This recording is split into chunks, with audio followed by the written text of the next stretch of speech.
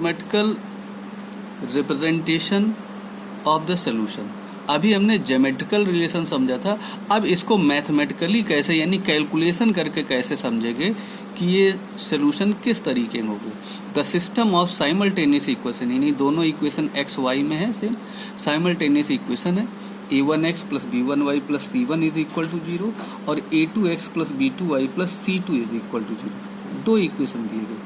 अब इन इक्वेशन में यूनिक सोल्यूशन होगा तो कंडीशन क्या होगी। अगर यूनिक सोल्यूशन होगा तो उसके लिए कंडीशन ये होगी कि इसका और इसका यानी x का कोफिशिएंट इसके x का दूसरे का, तो a1 अपॉन a2 की वैल्यू अगर b1 अपॉन b2 के इक्वल नहीं होगी तो ये यूनिक सोल्यूशन होगा, जो कि पहले में ही हमने सॉल्व किया था, यानी इंटरसेक्टिंग लाइन के लिए जो सॉल्व किया था। If a1 upon a2 is not equal to b1 upon b2 then the unique solution. Unique solution if and only if a1 upon a2 is not equal to b1। अब अगर इसमें दूसरी condition no solution वाली condition कैसे होगी, या कहें line parallel कब होगी।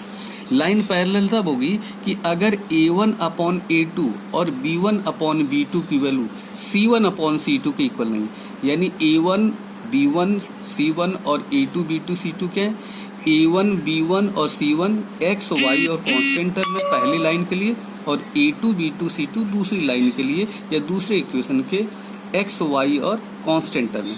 तो a1 upon a2 is not equal to b1 upon a1 upon a2 is equal to b1 upon b2 is not equal to c1 upon c2। तो no solution के लिए ये कंडीशन होगी। और इनफाइनाइट मैनी सोल्यूशन होंगे, यानी अगर इनमें इनफाइनाइट जो कि इसमें कोइंसिडेंट लाइन है तो उसके लिए कंडीशन ये है कि a1 upon a2 is equal to b1 upon b2 is equal to c1 upon c2, यानी तीनों ही वैल्यू अगर इक्वल हो, a1 upon a2 is equal to b1 upon b2 is equal to c1 upon c2, then infinite many solution.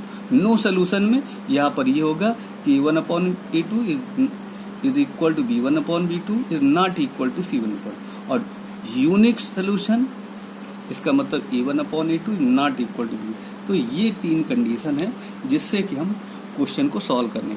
अब इसको थोड़ा सा table से इस तरीके से भी समझ सकते हैं। इसके कुछ पेयर ऑफ इक्वेशन जो कि अभी यहाँ पर हमने सॉल्व किया था, पेयर ऑफ इक्वेशन थे, यानी दोनों इक्वेशन थे। तो दोनों इक्वेशन कंडीशन ही हो सकती है या तो कंसिस्टेंट होंगे या इनकंसिस्टेंट होंगे। कंसिस्टेंट होंगे तो उसके लिए कंडीशन क्या है, यानी नो सोल्यूशन वाली condition a1 upon a2 is equal to b1 upon b2 is not equal to c1 upon c2। तो ये हो गया पहला। दूसरा, अगर कंसिस्टेंट हो गए तो दो चीजें हो गई, यूनिक होगा या इनफाइनाइट मैनी सोल्यूशन होगा। यूनिक सोल्यूशन तभी होगा जब a1 upon a2 is not equal to b1 upon b2, और इनफाइनाइट मैनी सोल्यूशन यानी तीनों रेशियो आपस में इक्वल हो, a1 upon a2 is equal to b1 upon b2 is equal to c1 upon c2। अब अगर इसमें ये भी पूछा जा सकता है इनफाइनाइट मैनी सोल्यूशन कंसिस्टेंट है, हाँ, तो कंसिस्टेंट, ये कंसिस्टेंट सोल्यूशन के दो कंडीशन, यूनिक सोल्यूशन और इनफाइनाइट, और इनकंसिस्टेंट की एक ही कंडीशन। तो ये हमें याद रखना होगा क्वेश्चन को सॉल्व करने के लिए। एक एग्जाम्पल छोटे छोटे लेते हैं, उनसे सॉल्व करने की कोशिश करते हैं। जैसे ये दिया 2x plus 3y plus 4 is equal to 0, और दूसरा इक्वेशन है 3x plus 2y plus 5 is equal to 0। अब पूछा गया सिस्टम ऑफ इक्वेशन किस तरीके का, कंसिस्टेंट है, इनकंसिस्टेंट है, सोल्यूशन कैसे होंगे। तो यहाँ पर x और इसका कोफिशिएंट 2 अपॉन 3 और यहाँ से इसका कोफिशिएंट 3 अपॉन 2, 2 अपॉन 3 की वैल्यू इसके इक्वल नहीं, तो a1 upon a2 not equal to b1 upon b2। तो इसका मतलब ये है कि ये यूनिक सोल्यूशन है, यानी कंसिस्टेंट है और यूनिक, ये सिस्टम ऑफ इक्वेशन कंसिस्टेंट और यूनिक सोल्यूशन। चूंकि ये दूसरी कंडीशन जो कि बताई थी 2x plus 4y plus 5 is equal to 0 और 4x plus 8y plus 9 is equal to 0। तो यहाँ 2 अपॉन 4 और यहाँ से इन दोनों के कोफिशिएंट 4 अपॉन 8, यहाँ से भी 1/2 और ये 5 अपॉन 9 है। तो इसका और इसकी वैल्यू 1/2 a1 अपॉन a2 और b1 अपॉन b2, इसकी वैल्यू है 4 अपॉन 8 यानी 1/2। तो ये दोनों इक्वल है बट नॉट इक्वल। ये कंडीशन हमने भी बताई कि इनकंसिस्टेंट होगा और नो सोल्यूशन है, तो यहाँ पर इनकंसिस्टेंट और नो सोल्यूशन।